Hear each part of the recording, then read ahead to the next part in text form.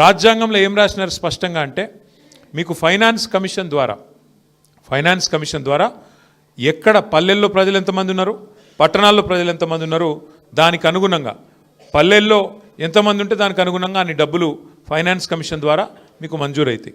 అయితే finance commission ద్వారా వచ్చే పైసలు ఏవైతుంటాయో, ఉదాహరణకు రూపాయి వచ్చిందనుకోండి ఫైనాన్స్ కమిషన్ నుంచి, అందులో స్ట్రెయిట్గా గ్రామ పంచాయతీకి 85 పైసలు నేరుగా మీకు ఫైనాన్స్ కమిషన్ డబ్బులు మీకే వస్తాయి.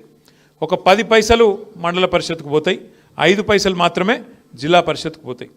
కోర్స్ జిల్లా పరిషత్కు మండల పరిషత్కు వేరే నిధులు కూడా అలాగుంటాయి. గ్రామ పంచాయతీ కూడా ఇంకేమైనా ఇతర రెవెన్యూ ఉంటే ఉంటుంది ఫైనాన్స్ కమిషన్ కాకుండా.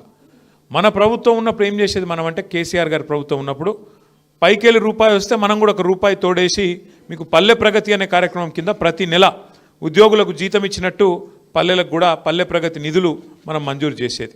ఇందులో ఎవ్వరికి కూడా ఏలు పెట్టే అవకాశం లేదు. సీదా సర్పంచ్ గారి ఖాతాలో, గ్రామ పంచాయతీ ఖాతాలో ఆ పైసలు వస్తాయి.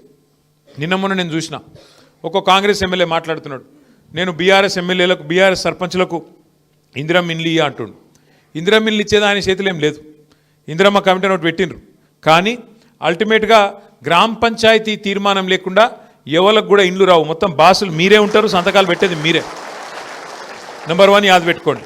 గ్రామ పంచాయతీకి తీర్మానం చేసి ఫలానా వాడు కాంగ్రెస్ వాడు కాబట్టి ఇచ్చిండ్రు, ఇది కరెక్ట్ కాదు అంటే కొట్టుడు పోతుంది, చెల్లదు కూడా చెల్లదు. మీరే బాసులు, మీరే కథానాయకులు తప్ప వాళ్ళ చేతులు ఏముండదు.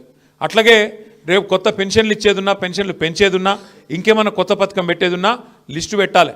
గ్రామంలో ఎక్కడ పెట్టాలి లిస్టు? గ్రామ పంచాయతీలో పెట్టాలి. పెట్టాలంటే ఎవరు పెట్టాలి? మళ్ళా మీరే, సర్పంచ్ గారు, ఉప సర్పంచ్, వార్డు సభ్యులు. మీరు లేని వాళ్ళదేం నడవదు. ఇన్ని రోజులంటే ఆటలు నడిచినాయి, మీరు లేకుండే సెక్రటరీలను అడ్డం పెట్టుకొని, అధికారులను అడ్డం పెట్టుకొని ఆట ఆడింది. ఇప్పుడు నడవయి.